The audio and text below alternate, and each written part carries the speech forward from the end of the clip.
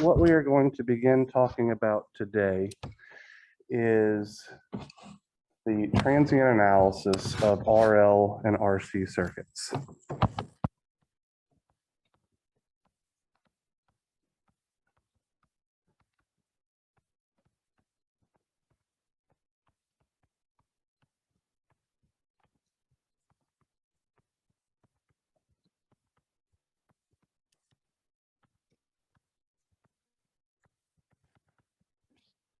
And specifically what we're going to talk about today is a concept called the natural response of these RL and RC circuits. So let's first define what the term transient means here. So let's say that we had the following circuit.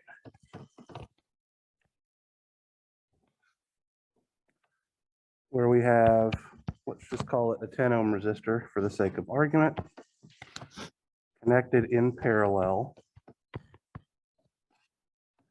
to a current source that is supplying a current IS.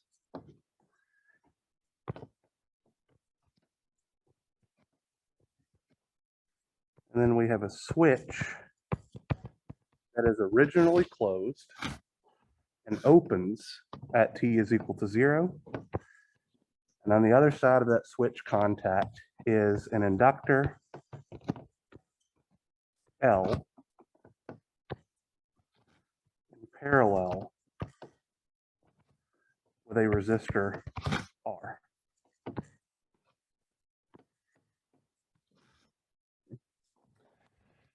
So if I were to plot, let's call it the inductor current, bless you, IL of t as a function of time,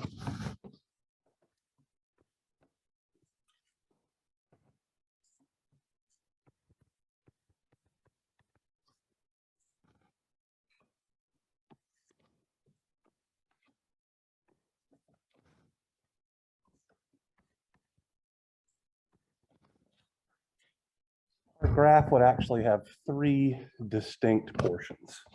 Okay. So for all time less than t is equal to 0, we have a circuit that is at DC steady state, where we're making the assumption here that the switch has been closed for a very, very long time. Okay. So if the switch has been closed for a very, very long time, we have our DC current source IS exciting this system. And we know that in a DC circuit, an inductor looks like a short circuit. So the value of our inductor current for all time less than t is equal to 0 would be what? Just IX, exactly right.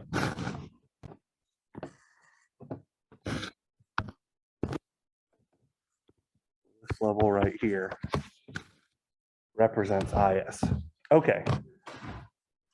Now let's consider what's going to happen a very, very long time after the switch has been opened. Okay. So at t is equal to 0, the inductor must have some amount of energy stored because the current flowing through the inductor is non-zero, right? We know that the energy stored by an inductor is 1/2 Li squared. And in this case, I is equal to Is, which isn't 0. So we have energy stored. Well, a very, very, very long time after the switch has opened, the inductor L is directly connected to that resistor R, which means that any energy that is stored by the inductor will over time be absorbed by the resistor and converted into heat. So for, let's call this t is equal to infinity, where infinity here is just representing a long time after the switch has changed states, we know that the inductor current needs to be 0, which is representing a case where all of the energy that was stored in the inductor at t is equal to 0 has been converted into heat by the resistor. So for t is less than 0,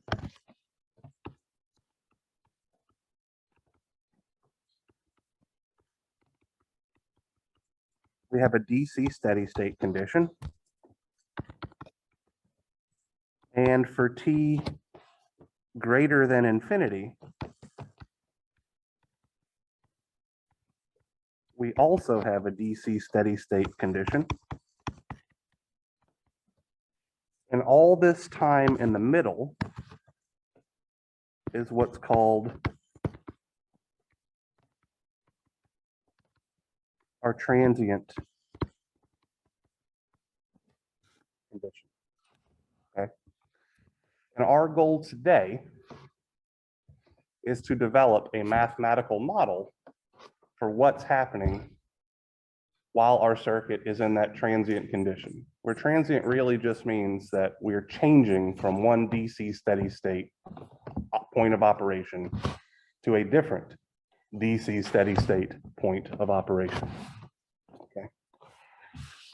So I'm gonna write something down here. IL at 0 minus is equal IS, which we observed a few moments ago. What does IL at 0 plus? So this would be the instant in time after the switch changes states. What would the inductor current have to be?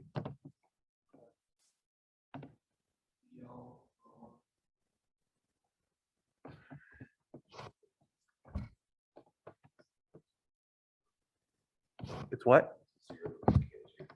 So for it to be 0, the current would have to change abruptly, but you're headed in the right direction, right? So if it had a value of IS at 0 minus, and the current flowing through an inductor cannot change abruptly, it has to have the value of IS at t is equal to 0 plus as well. If it doesn't have that specific value, it would require charge to either be created or destroyed to accommodate that change. So IL at 0 plus is also exactly equal to the current IS. Now for all points in time greater than t is equal to 0 plus, it can change. It just cannot change abruptly. So it needs to be a smooth function. So let's look specifically at what the circuit looks like for t is greater than or equal to 0 plus. So we would have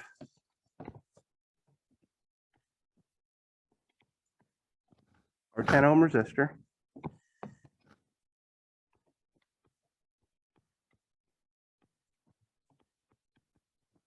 our current source IS,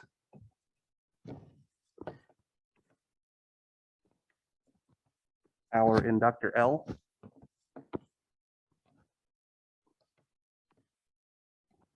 and our resistor R,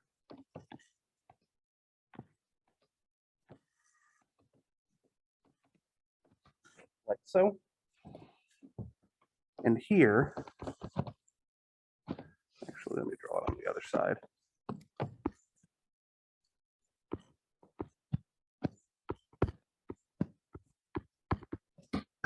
Our current IL of t with the direction that we've drawn at t is equal to 0 minus, right? There will be a voltage drop.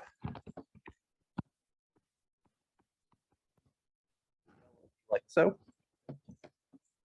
And I'm going to define a voltage drop over our resistor as well.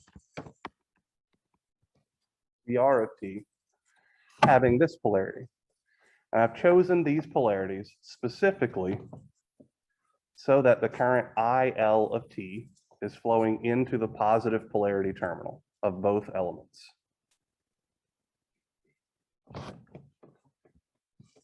So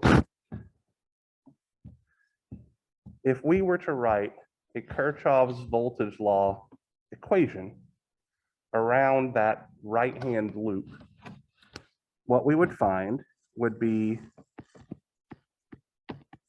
that VL of t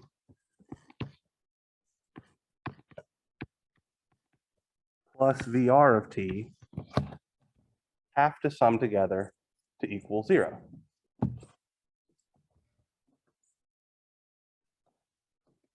We can express both of those voltage drops in terms of our inductor current IL, right? So last, oh gosh, I want to say it was Wednesday, we learned that the voltage drop over an inductor can be written as the inductance times the derivative of the current. And using Ohm's law, we know that the voltage drop over a resistor is simply the resistor value times the current. And since this is still a Kirchhoff's voltage law equation, we have to set the sum of these voltage drops to be equal to 0. This is a first order homogeneous differential equation. Okay. Now, I understand that probably most of you have not yet had Math 245. So this is probably your first introduction to a differential equation.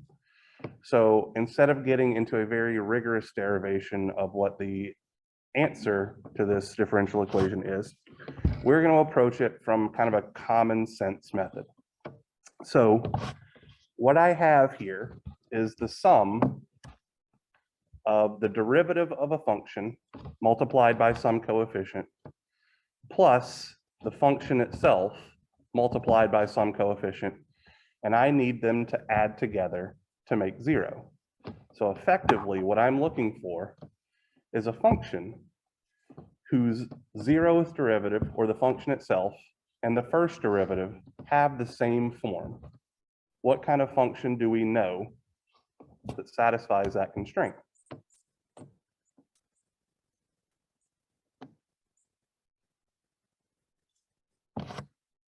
An exponential function. Absolutely right. So we are going to use an educated guess.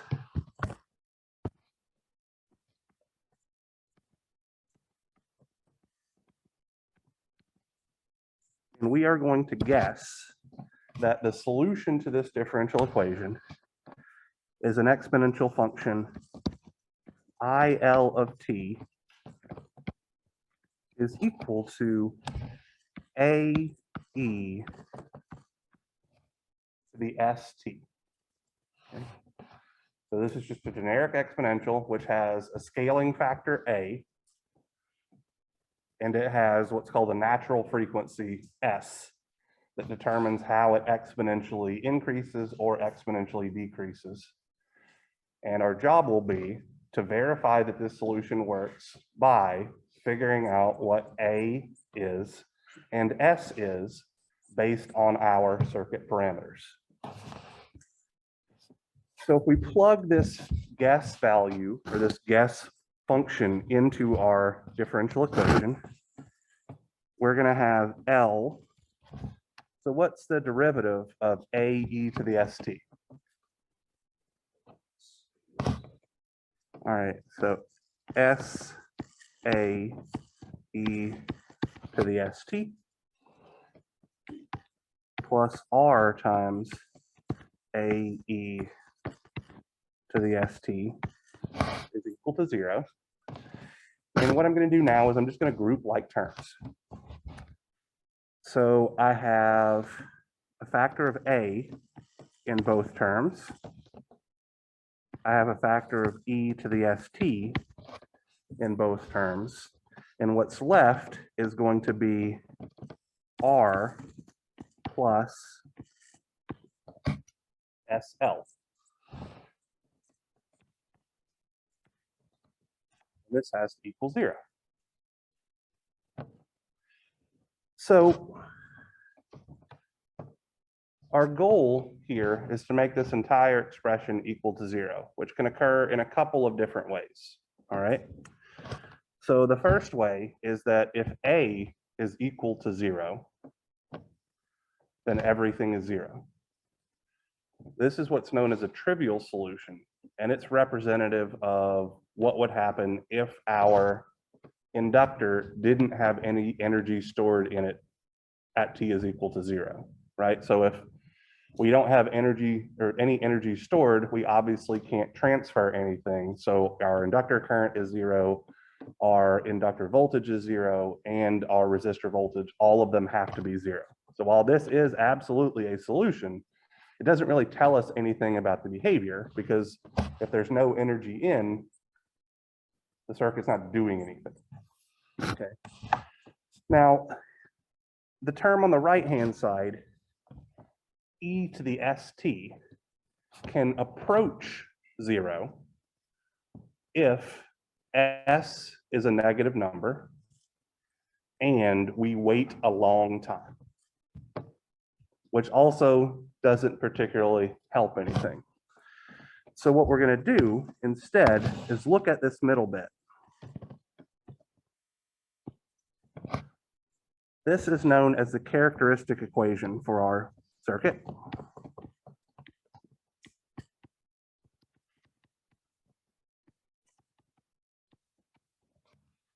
And it has a single solution for S, which will force this whole thing to be equal to 0.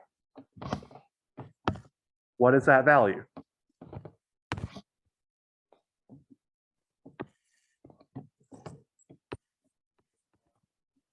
Negative R over L.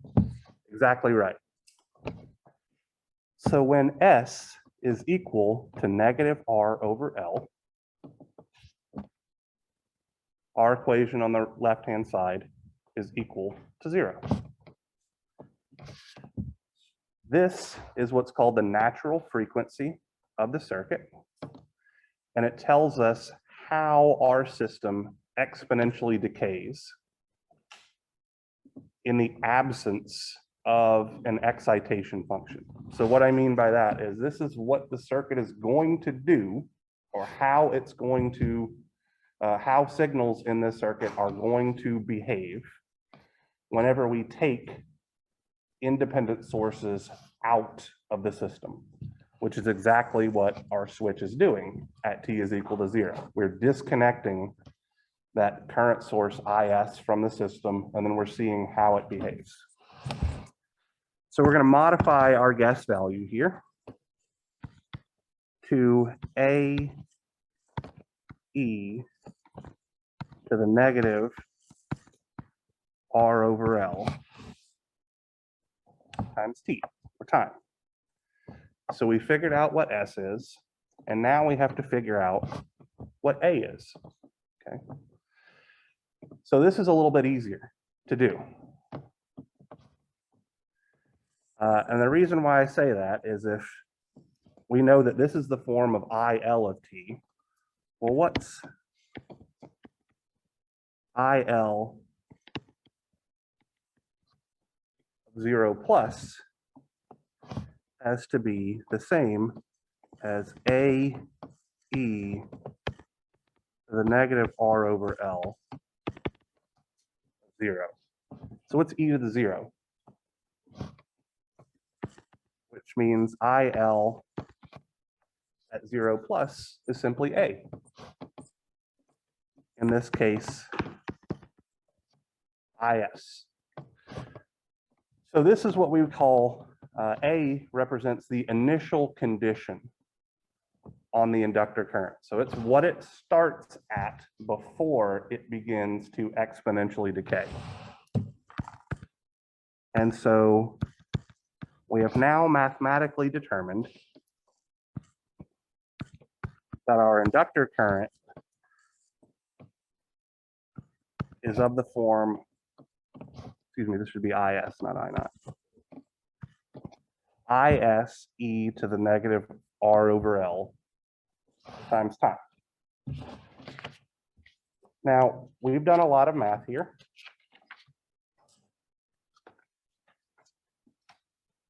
And we don't have a whole heck of a lot of experience. So what I would like to do is to verify this solution by relating it back to something that we do have some idea of. Okay. So we are saying IL is IS e to the negative R over L time. What's the power absorbed by our resistor, our simple circuit above?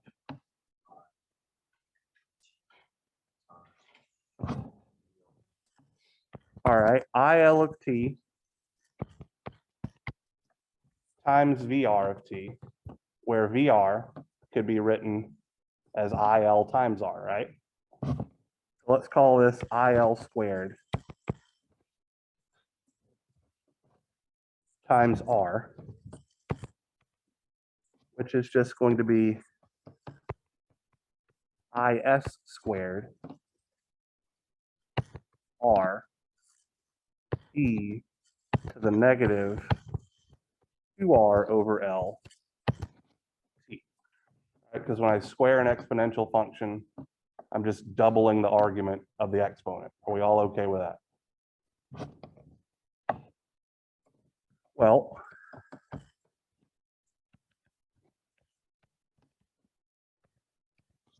the energy absorbed by the resistor would be the integral from 0 to infinity of the power absorbed by the resistor. So this is representative of the total amount of energy that's transferred to the resistor from the moment that switch opens until all of the energy has been converted into heat. Okay. So we could pull out our I squared times R, and now we're going to integrate from 0 to infinity e to the negative 2R over L times t. How do we take the integral of an exponential function again? Divide by the argument. Absolutely right. So that's going to look like IS squared times R, and then multiplied by a factor of negative L over 2R. So I'm multiplying by the reciprocal, which is the same as dividing by the exponent there. E to the negative 2R over L times t, evaluated at t is equal to infinity and t is equal to 0.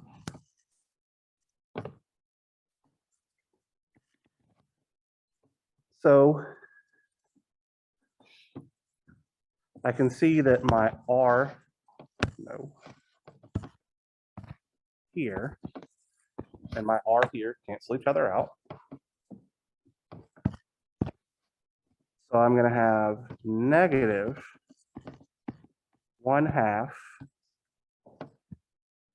L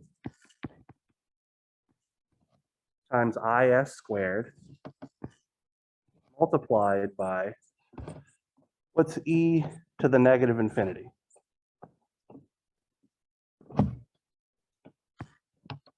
All right, minus, what's e to the 0 again?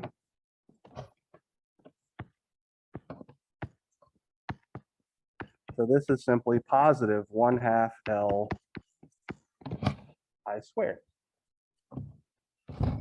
which we know is the amount of energy stored by the inductor at t is equal to 0. So mathematically, we came up with a result, and then kind of a common sense approach here.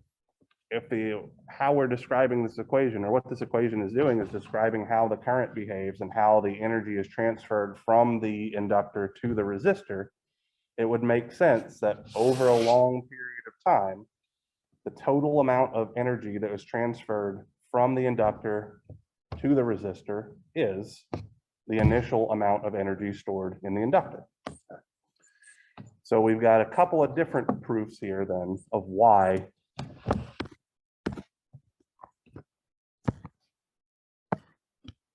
we believe our inductor current behaves in this way. So what I'm going to do real quick here is I'm going to go back to that first page of notes, and I'm just going to fill in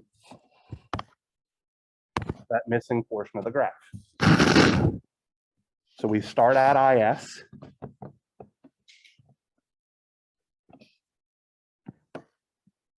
And we gradually exponentially decay down to 0 as our stored energy in the inductor gets transferred to the resistor, where this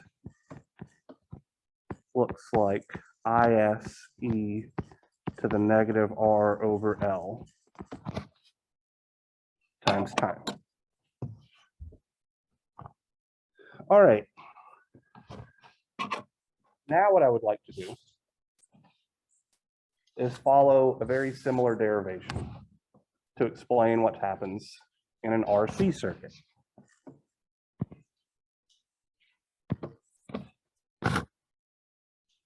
So let's consider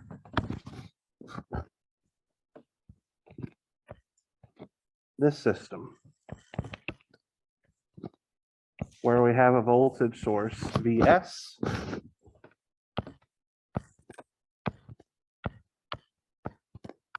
connected to a switch.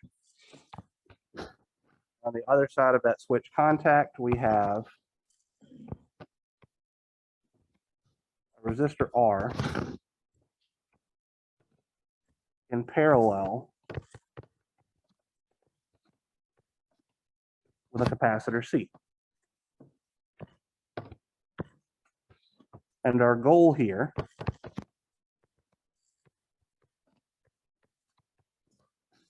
is to figure out the behavior of the capacitor voltage during the transient condition for this circuit. So I'm going to define my inductor current, capacitor current, IC, like this. And I'm going to define my resistor current, IR of T, like so, because the voltage drop over both of the elements is that voltage VC, positive polarity on top. So again, I'm just having the currents flow into the positive polarity terminal. Now, what is the value of the capacitor voltage at T is equal to 0 minus, or when the switch is closed? Yes, absolutely correct. So all three elements are in parallel, so they all have a voltage drop of Vs over them. And what is the value of the capacitor voltage at T is equal to 0 plus the moment after the switch opens up? It's also Vs, because the voltage drop across a capacitor cannot change abruptly. All right. So for T greater than or equal to 0 plus, our circuit looks like this.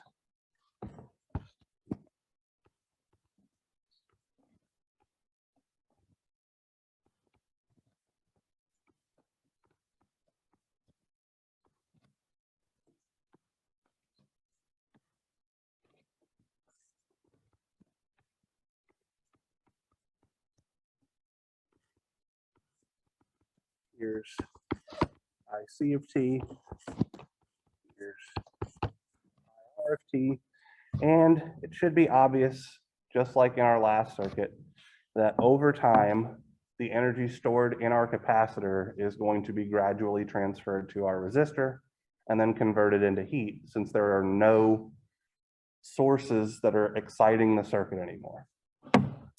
So if we apply Kirchhoff's current law at the top node, we would find that our resistor current, IR of t, and our capacitor current, IC of t, have to sum together to be equal to 0. We can express both of these currents in terms of that common voltage V, so that we would have VC of t over R plus C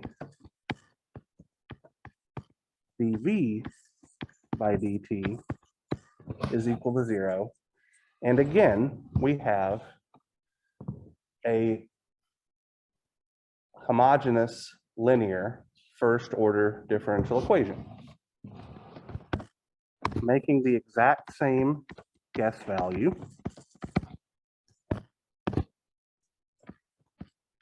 that our capacitor voltage will be of the form of a generic exponential function. And substituting this guess into our differential equation, we will have 1 over R times AE to the ST plus CSA e to the ST is equal to 0. And I'm going to group like terms again. So I'm going to have A times something times e to the ST, where that something is simply 1 over R plus SC.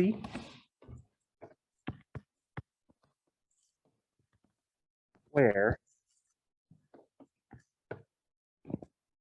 this guy is my characteristic equation for my RC circuit. So what's the value of S that forces the left-hand side of this equation to be equal to 0? -1 over RC. Absolutely correct.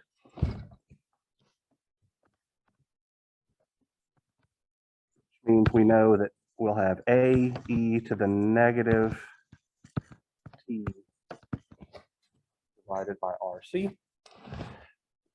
What do you think, or how do you think we're going to get A? Evaluating our circuit at t is equal to 0, just like we did in the case of the RL circuit, right? So VC of 0 plus is A e to the negative 0 over RC, which is just A, or Vs. And so we now have Vs e to the negative t over RC as the response equation, excuse me, for our capacitor voltage.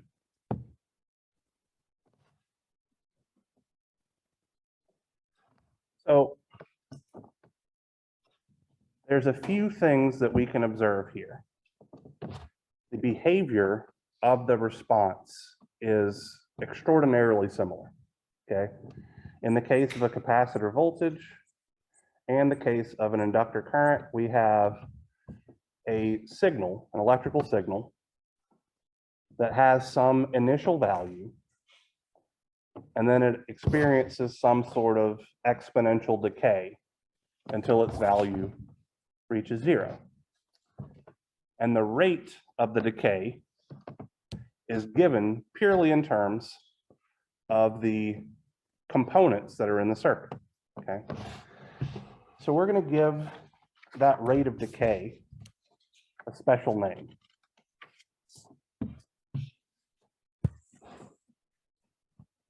So let's say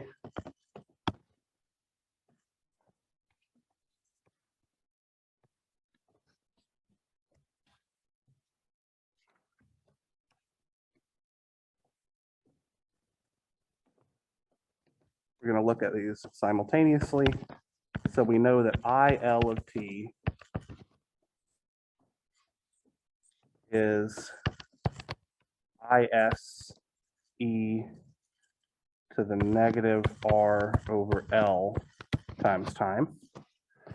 And we know that VC of t is of the form Vs e to the minus t over RC. So what we're going to do instead is we're going to call this IS e to the negative t over tau.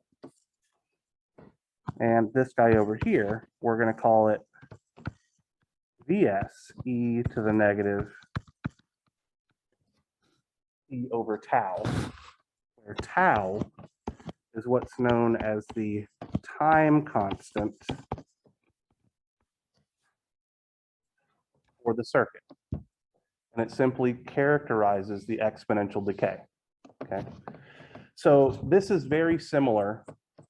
How many of you guys are like chemical engineers, or all of you have probably had chemistry, 101 and this kind of stuff to this point? How many of you talked about the concept of a half-life?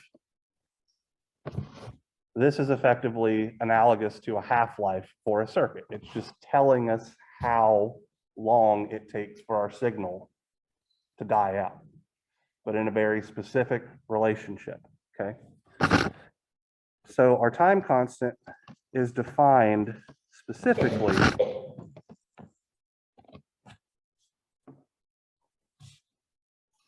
if this is our initial signal value.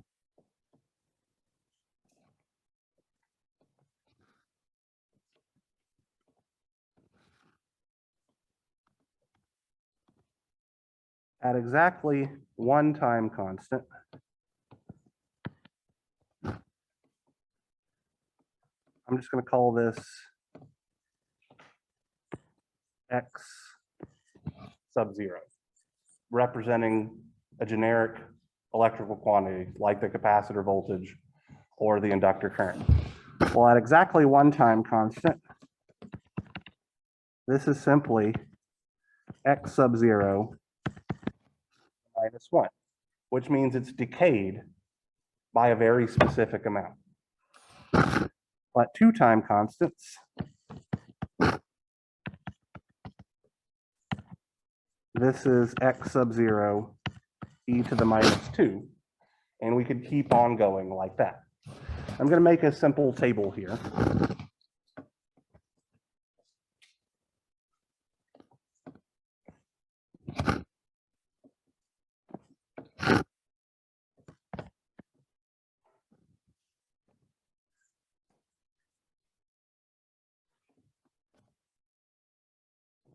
So in one time constant, our signal decays by e to the minus 1,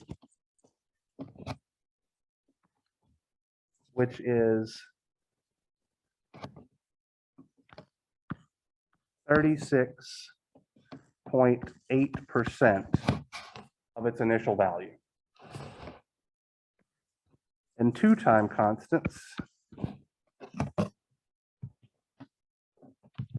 we have the initial magnitude multiplied by e to the minus 2, which means it's only got 13.5% of its signal strength remaining. In three time constants, we have e to the minus 3, which is 4.97%. In four time constants, or e to the minus 4, our signal has decayed to 1.83% of its original strength. And finally, in 5 time constants, which is e to the minus 5, our signal has decayed to 0.67% of its initial value. So for an electrical engineer, 5 time constants represents infinity, because our signal has decayed from 100% of its initial value to less than 1% of its initial value. So effectively, that's how long it takes for us to quantify that a signal has died out. Another way to put it would be that a capacitor or inductor fully discharges in about 5 time constants. Okay. All right, so let's define our time constant tau for an RL circuit. So what value of t will make this equation IS e to the negative 1?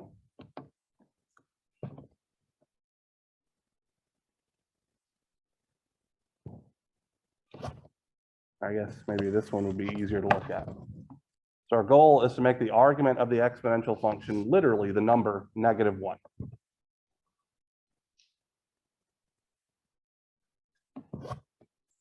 So if t were equal to positive L over R, and this guy right here, we would have IS e to the negative RL over RL, which is e to the negative 1, right? So our time constant for an RL circuit is simply L over R. So it'll take us 5 L over R for our signal to decay. That might seem a little weird, but if we looked at the units, what are the units of inductance again? Henries, where a Henry is an ohm second, right? And what are the units of resistance? Ohms. So if we have an ohm second divided by an ohm, this is telling us a time in seconds, how long it takes for the signal to decay to a specific amount. What about for an RC circuit? If we look at this guy right here, what value of t will make the exponential function have an argument of negative 1? Just RC. So the time constant for an RC circuit is literally just the resistor value times the capacitor value, RC. All right. So I believe that is enough background information for us. So now what I would like us to do is perform some circuit analysis. It's kind of the point of this class, right? So I'm going to walk you through the steps that are involved in solving literally any RL or RC circuit.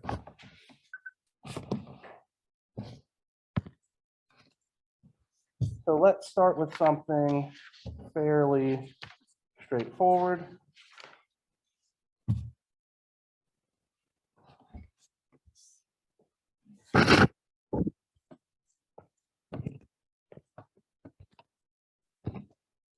Let's say that we have a 1 millihenry inductor.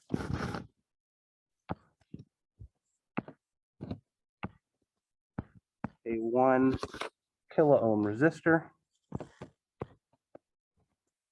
An additional 1 kilo ohm resistor.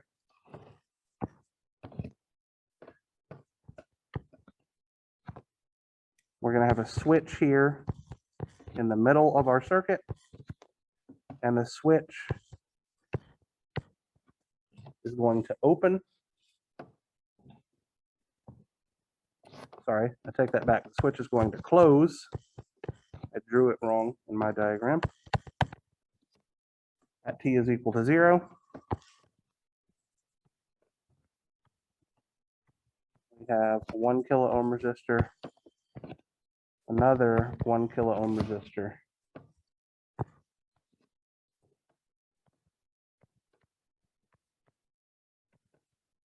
and over here we have a 1 milliamp source.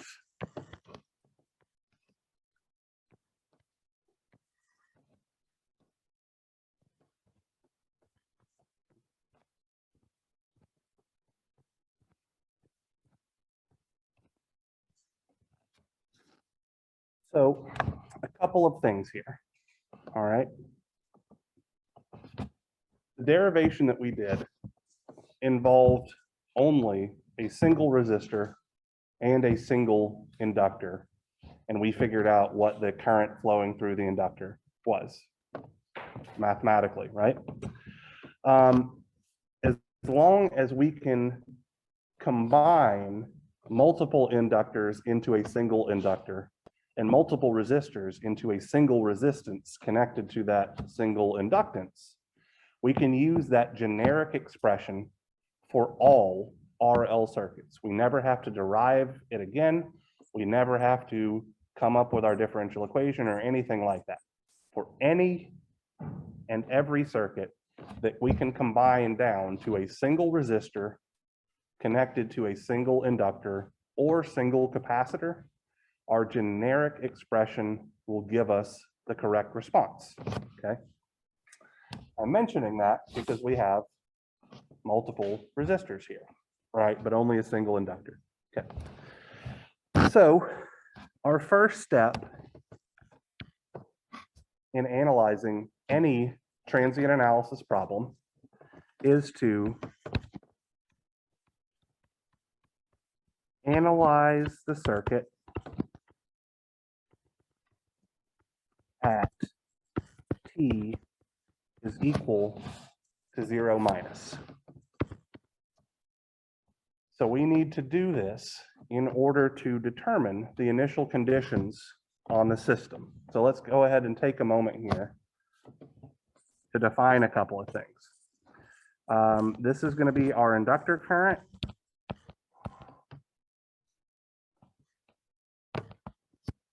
That we're going to try to figure out how it behaves. And while we're at it,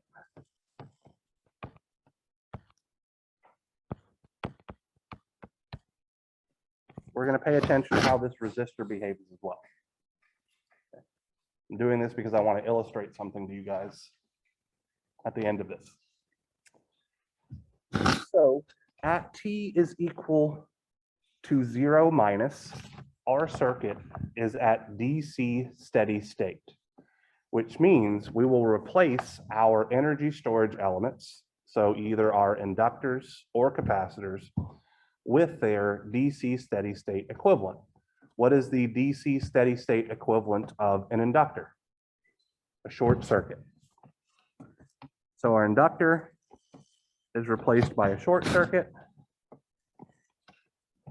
Then we have a 1 kilo ohm resistor like so, a 1 kilo ohm resistor like so. Our switch is an open circuit at t is equal to 0 minus.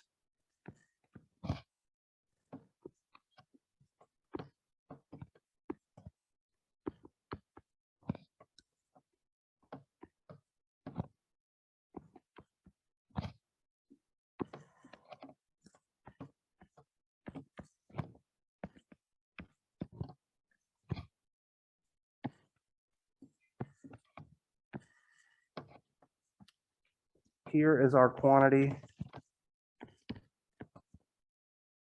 IL at 0 minus. Here is our quantity VR at 0 minus. And our goal here is to simply determine what IL at 0 minus and VR at 0 minus are. We can do that using any circuit analysis techniques that we choose. So would anyone care to make a suggestion as to how to solve for either of these two quantities? Current division, okay. I would argue that we'll have to apply current division twice, which isn't really an issue. We can absolutely do that. Does anybody have any? Before, to simplify the current division, can we do a source change to another source change first, like on the right side? Sure. So the question is, and I think Dylan said nodal. That's also about literally anything, any analysis method will work here. Okay. So we've heard a suggestion of current division, or we could do a source transformation on the right-hand side, which, if I'm being honest, if we did a source transformation on the right-hand side, we could just figure out what VR is using voltage division and then use Ohm's law from there to get our inductor current. We could do nodal analysis to solve for our resistor voltage directly and then use Ohm's law to get our inductor current. We could always do mesh analysis to get our inductor current directly. Literally any of those things work because we just get to choose our own adventure here, okay? Any circuit analysis technique, as long as it is applied correctly, can absolutely be used to solve for these quantities. So we need to settle on something to move forward. So do we want to apply multiple applications of current division? Do we want to do a source transformation and then do voltage division? Do we want to do nodal or do we want to do mesh? Two people are saying mesh and everyone else is quiet. Two people are saying nodal. All right, so you're the tiebreaker. Mesh, all right. All right, mesh analysis it is. Blame Garrison. Don't blame him at all. I'm gonna call this mesh IA. I'm gonna call this IB. I'm gonna call this IC. There are no, so we've got our first two steps taken care of. We've identified our meshes and we've labeled our meshes. There are no dependent sources, so there are no controlling variables that we have to concern ourselves with. There is a current source, so our first equation that we should write should be our current relationship. So equation number one is 1 milliamp is equal to negative IC. Now we'll write a KVL equation around mesh A and a KVL equation around mesh B, and we'll be good to go. So around mesh A, we're going to have 1 kiloohm times IA plus 1 kiloohm times IA minus IB is equal to 0. Around mesh B, we will have 1 kiloohm times IB minus IA plus 1 kiloohm times IB plus 1 kiloohm times IB minus IC is equal to 0. And we'll simply solve these three equations.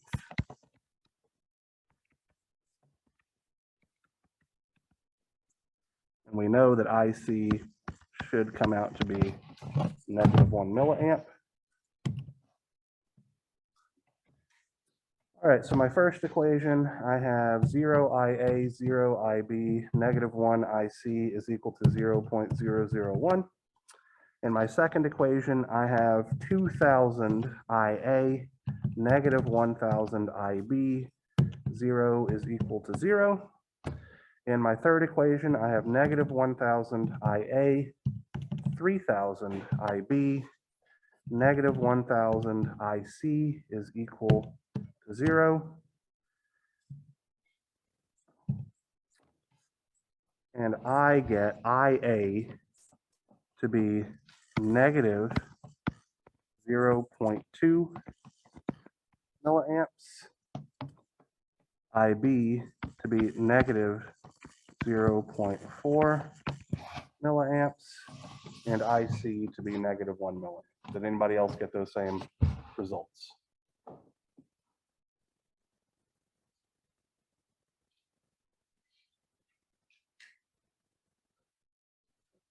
It's always a possibility I screwed it up, so I'm going to double check my equations. So to be clear, the coefficient for IA in my first equation was 0. The coefficient for IB in my first equation was 0. And the coefficient for IC in my first equation was negative 1. And I set this equal to positive 0.001. In my second equation, my coefficient for IA was 1,000 plus 1,000 is 2,000. My coefficient for IB was negative 1,000. My coefficient for IC was 0. And my constant term was 0. In my third equation, my coefficient for IA is negative 1,000. My coefficient for IB is 1,000 plus 1,000 plus 1,000, which is 3,000. And my coefficient for IC is negative 1,000, and my constant term is 0. Solving again, I get negative 0.2 milliamps for IA, negative 0.4 milliamps for IB, and negative 1 milliamp for IC. Okay. So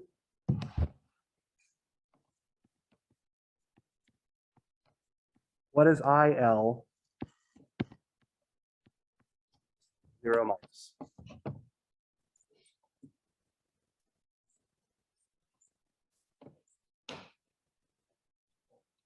Yeah, negative IA, so positive 0, actually, let me write that down.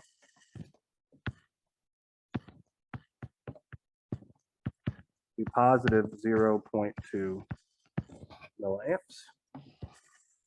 And what is VR at 0 minus?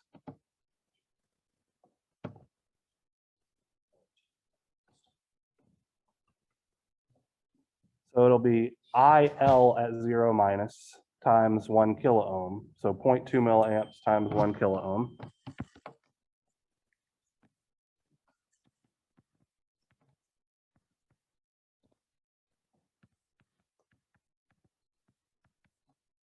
Or 0.2 volts.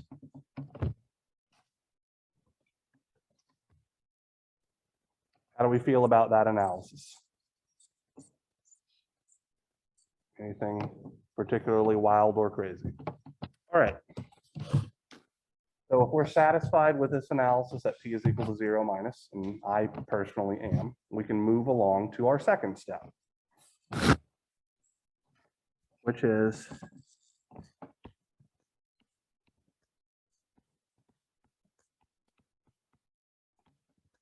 analyze the circuit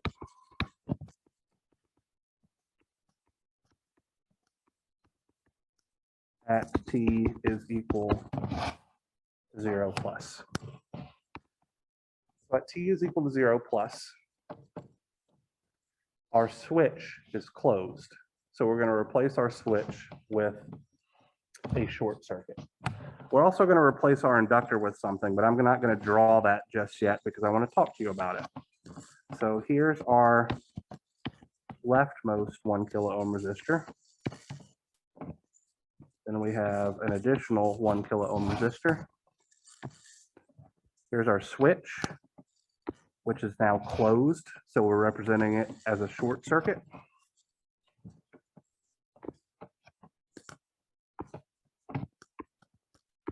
Here's a 1 kilo ohm resistor. Here's a 1 kilo ohm resistor.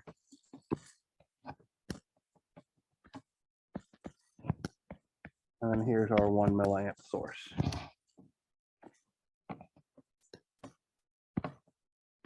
So let's start here. Is everything other than what's going on with the inductor correct? Our switch is closed, everything else is still in, nothing's too particularly weird. Okay. So let's talk about what we're going to do with the inductor here. We are analyzing this circuit at the exact instant in time t is equal to 0 plus, which means that our inductor is carrying a fixed amount of current, whatever it had at t is equal to 0 minus. And the voltage drop over it can be whatever it needs to be, because we know that only the inductor current cannot change abruptly. So what I'm going to do here is I'm going to replace my inductor with a current source, okay, where the current source has the same magnitude and direction as the inductor current at t is equal to 0 minus. I'm doing this again because I know that at this very specific point in time, the amount of current that's flowing through the inductor is fixed, while the voltage drop can do anything it needs to, which is the exact behavior of an independent ideal current source. So I replace my inductor with a current source that is direction down, because IL was given as direction down, and it will have a value of 0.2 milliamps.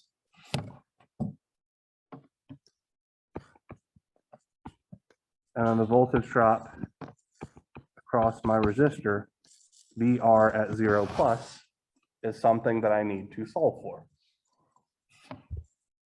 So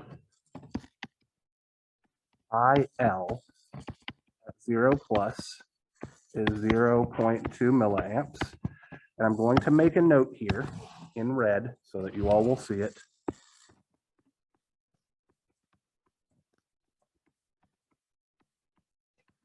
This value cannot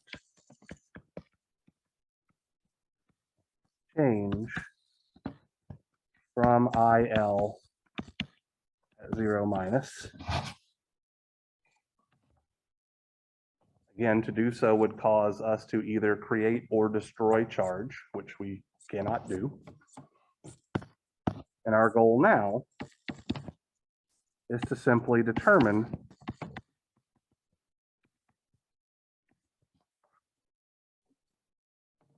the value VR at 0 plus.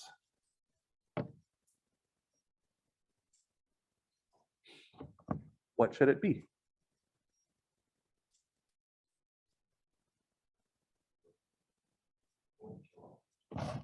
Yeah, 1 kilo ohm times 0.2 milliamps is 0.2 volts.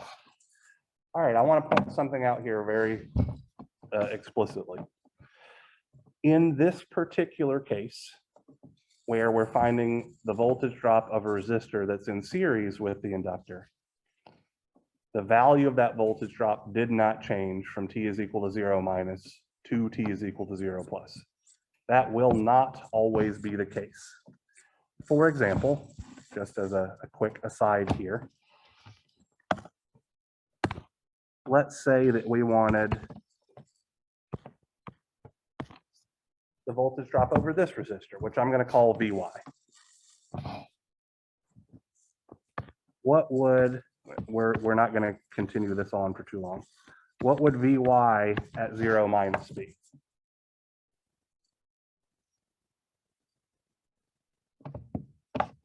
Should be 0.2 volts because it's in parallel with VR, right? That's the same positive polarity terminal. Sorry, that's, I'm doing it wrong. This should be, that's why it was confusing. My apologies. This should be 0 minus. So for this guy right here, Vy at 0 minus should be the exact same thing as Vr at 0 minus because they're represent the exact same voltage. They have the same positive polarity terminal, they have the same negative polarity terminal. Now down here, where this should be 0 plus, and I apologize for making that mistake, what should the value of Vy at 0 plus be?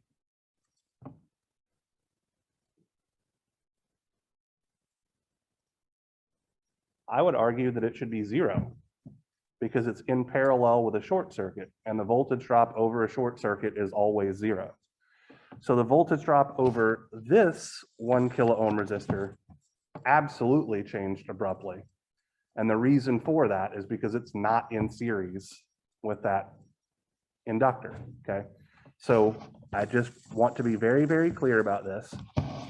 In this particular case, VR did not change from 0 minus to 0 plus, but that will not always be true. The only two quantities that will never change from t is equal to 0 minus to t is equal to 0 plus is the value of the inductor current and the value of the capacitor voltage. Every other quantity can change abruptly when our switch changes state. Okay.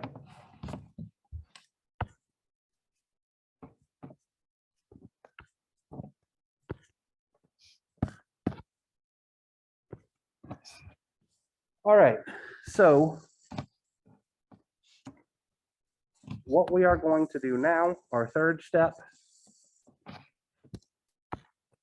will be to determine the time constant of our circuit.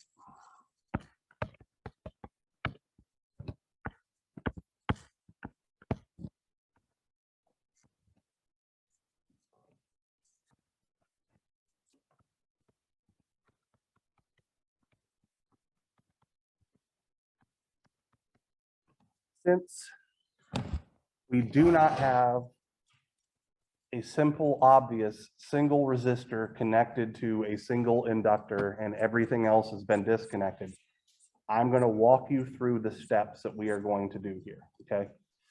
So our goal is to calculate LEQ,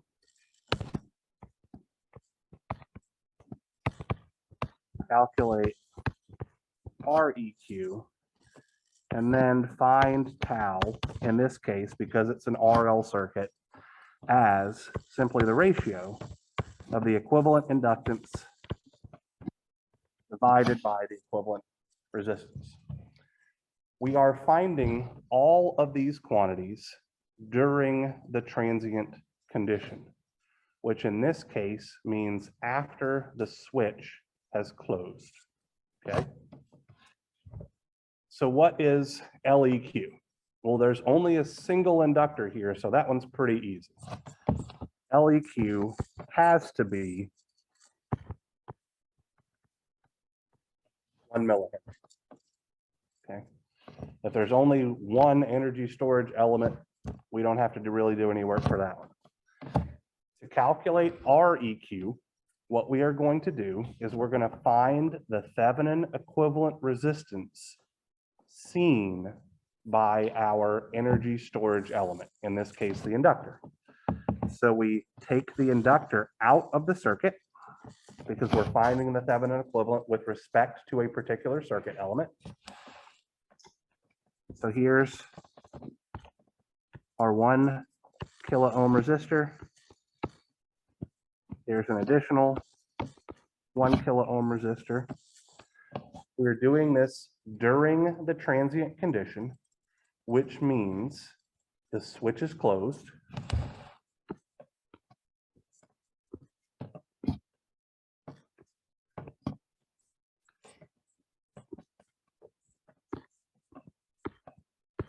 Here's another 1 kilo ohm. Here's an additional 1 kilo ohm. And finally,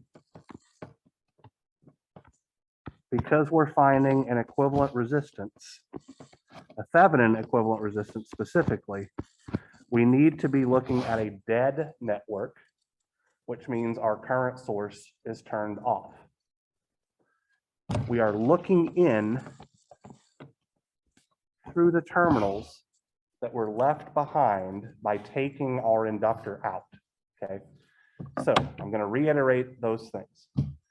Whenever we are determining the time constant for our circuit, does not matter if it's an RL circuit or an RC circuit, we remove our energy storage element, make a dead network, which means all of our independent sources are turned off. So all voltage sources are short circuits, all current sources are open circuits. And then we look in through the terminals of where our energy storage element was. So in this case, we're looking in through the terminals of where our inductor used to be connected. So what resistance do we see here? Pardon? 1 kilo ohm, exactly right. So effectively, that's the only resistor that actually contributes to the time constant because all of the other resistors are shorted out, right? This 1 kilo ohm resistor right here is directly in parallel with the short circuit. These two guys right here are in series, but that 2 kilo ohm equivalent resistance is in parallel with the short circuit as well. So only that single 1 kilo ohm resistor in the top left actually contributes to the time constant of the circuit. Are we clear on that? Okay. So this is 1 kilo ohm. So 1 millihenry divided by 1 kilo ohm looks like 1 times 10 to the minus 3 ohm seconds multiplied by 1 times 10 to the minus 3 per ohm is 1 times 10 to the minus 6 second, or 1 microsecond. So that is our time constant for this circuit.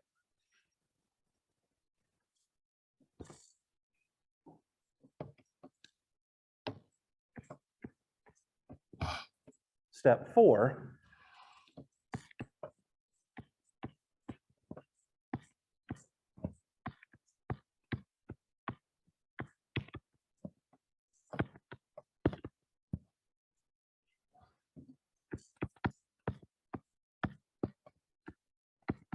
is to plug our results into the generic equation. So what I'm going to do here is I'm going to actually introduce a even more generic equation than what we derived at the beginning of class that is valid for all first order, so RL and RC transient analysis circuits, okay? So that equation is going to be this.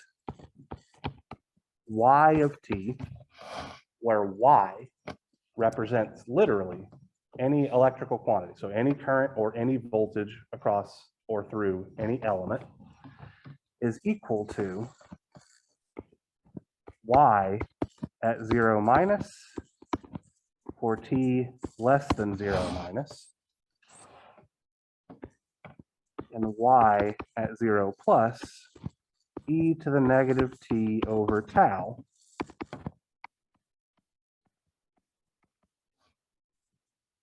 for t greater than or equal to 0 plus. I'm going to put an orange box around this guy.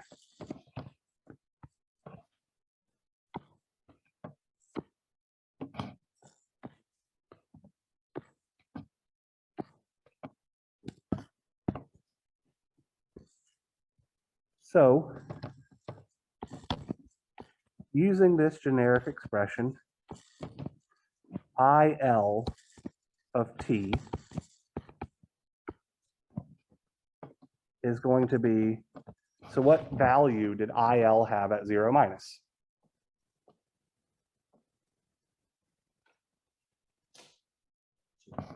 0.2 milliamps.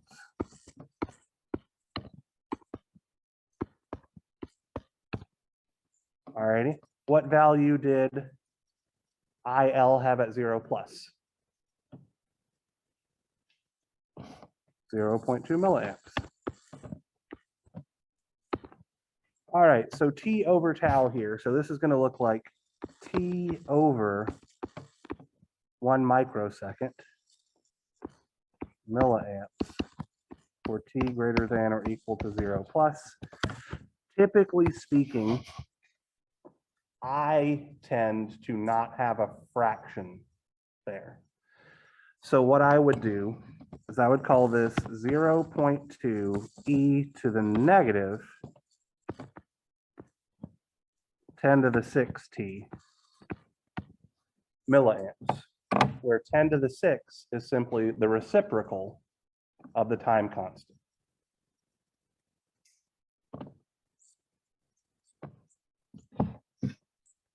And this would be valid for t greater than or equal to 0 plus. So let me put a little note here. This is simply, sorry, that shouldn't be t, tau to the -1 power, because that's what over tau means, right? Now,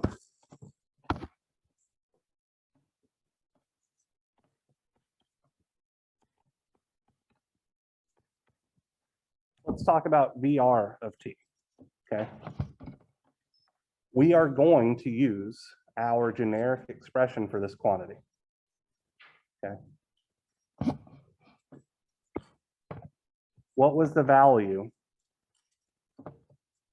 of VR of t at t is equal to 0 minus 0.2 volts?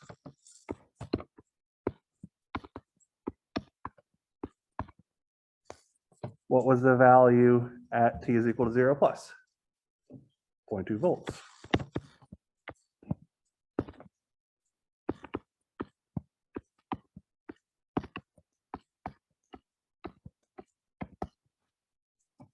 All of the signals in this system will decay with the exact same time constant relationship, okay? Now, we did a lengthy-ish derivation to figure out how the inductor current behaved. We didn't do any derivation whatsoever to figure out how the resistor voltage behaved. So why is it that we can use the same generic equation? Exactly right.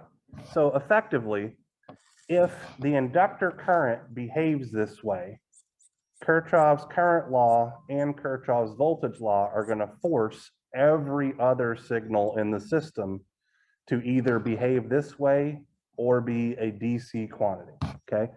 We can prove that very easily just by using Ohm's law. If we look back at our original equation, or our original circuit, the voltage drop over our resistor is just going to be 1 kilo ohm times our inductor current, right? If we wanted the voltage drop over our inductor,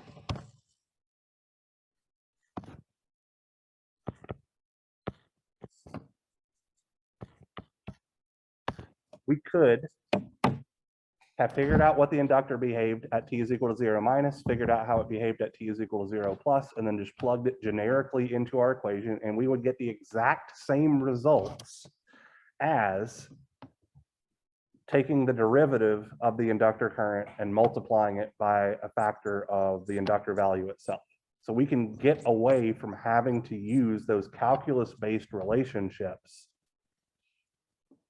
by simply observing how the element behaves at t is equal to 0 minus, observing how it behaves at t is equal to 0 plus, and then plugging things into our generic relationship at the end, as opposed to ever integrating or taking the derivative of any signal, okay?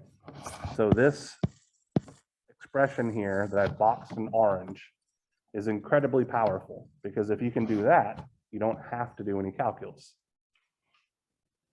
which I think is pretty great.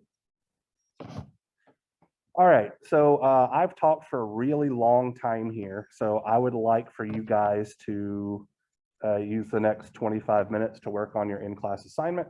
If you have any questions about anything, I'd be happy to answer them. I know that we did not specifically work a capacitor problem today, so I'll be sure to kick things off with a capacitor problem on Wednesday, but I feel like I've given you enough information to be able to at least take a crack at it.